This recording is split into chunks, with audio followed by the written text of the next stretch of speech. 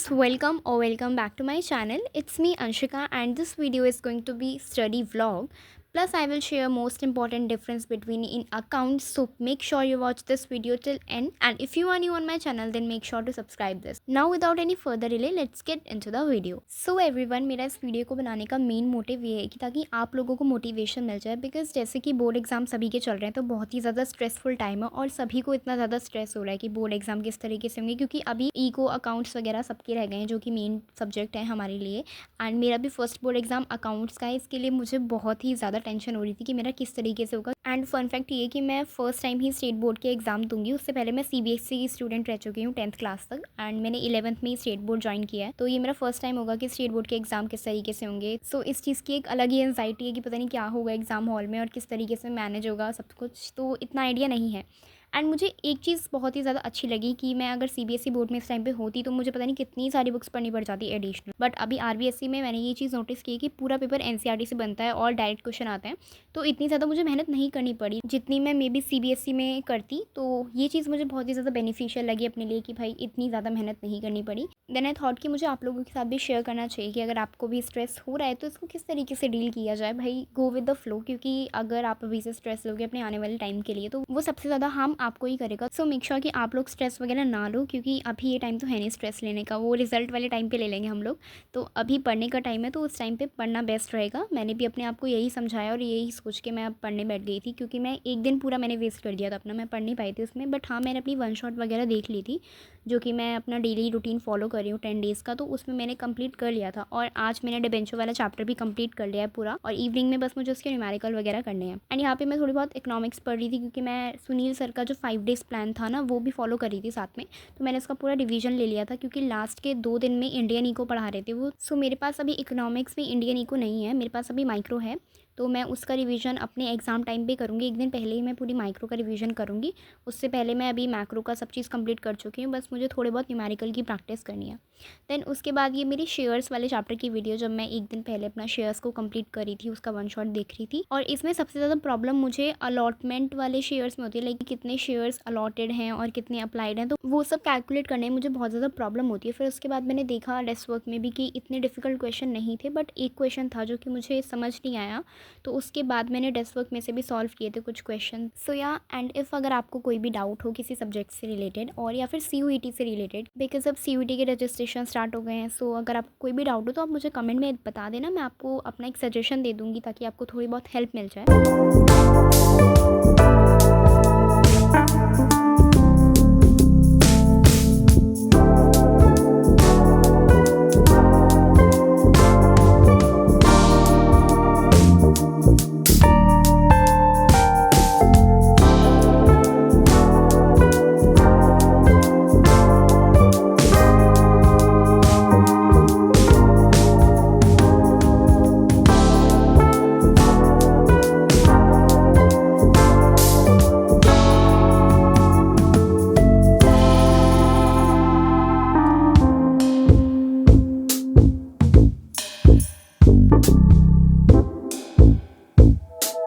And यहाँ पे मैं शेयर करी थी कि ये वाला जो पार्ट था जिसमें अप्लाइड और अलॉटेड शेयर निकालने होते हैं, तो अगर आपको इस वाले टॉपिक में प्रॉब्लम होती है तो आप वीडियो ज़रूर देख लेना, क्योंकि इससे रिलेटेड एनसीईआरटी में भी काफ़ी सारे क्वेश्चन है, तो इससे आपको हेल्प हो जाएगी। एंड ये थे मेरे एनसीईआरटी के क्वेश्चन जो कि मैंने डिसोल्यूशन वाले चैप्टर के किए थे, एंड इसमें थोड़े बहुत मेरे गलत गए थे और बाकी ऑलमोस्ट सही थे, थोड़ी बहुत एंट्रीज गलत थी। एंड 2025 की ब्लूप्रिंट के अकॉर्डिंग जो हमारा डिसोल्यूशन वाला चैप्टर है उसमें से लॉन्ग क्वेश्चन आंसर्स नहीं आएंगे। सो बेटर होगा कि आप जर्नल एंट्रीज और उसमें थियोरेटिकल वाला जो पार्ट है उस पर ज़्यादा फोकस करें, रादर देन कि आप रियलाइजेशन अकाउंट पूरा बना रहे हैं और उसकी प्रैक्टिस कर रहे हैं, तो क्योंकि उसमें से फ़ायदा नहीं है, उसमें से क्वेश्चन ही नहीं है एक भी। देन मैंने इसकी जर्नल एंट्रीज की पूरी प्रैक्टिस कर ली थी, थियोरेटिकल वाले क्वेश्चन देख लिए थे और अपने आंसर चेक भी कर लिए थे कि मेरी कहाँ कहाँ मिस्टेक हो सकती है, तो मैंने उसको रेक्टिफाई कर लिया था उसी टाइम पर और सब समझ आ गया था मुझे इस चैप्टर में। सो मेरी पार्टनरशिप उसी दिन कंप्लीट हो गई थी। एंड मैंने इवनिंग में बहुत सारे क्वेश्चन कर लिए थे अपनी पार्टनरशिप से रिलेटेड, सारी जर्नल एंट्रीज करी थी, हर एक चैप्टर की सैम्पल पेपर सॉल्व कर लिया था और उसमें मेजरली मैंने अपना पार्टनरशिप वाला पार्ट ही कंप्लीट किया था। और ये थे कुछ डिफरेंस बिटवीन जो कि इंपॉर्टेंट लगे मुझे। मैंने काफ़ी बार नोटिस किया था कि हमारी जो डेस्क वर्क है उसमें इंपॉर्टेंट क्वेश्चन भी इस तरीके से दिए हुए थे कि ये डिफरेंस बिटवीन आ सकते हैं, एंड ये ऑलमोस्ट हर एक मॉडल पेपर में रिपीटेड थे। सो आई थॉट कि मुझे शेयर करने चाहिए। सो आप मेक श्योर कि आप इनकी प्रैक्टिस ज़रूर करके जाएं, इनको याद से रिवाइज कर लेना कि क्या क्या इसके बेसिस होंगे।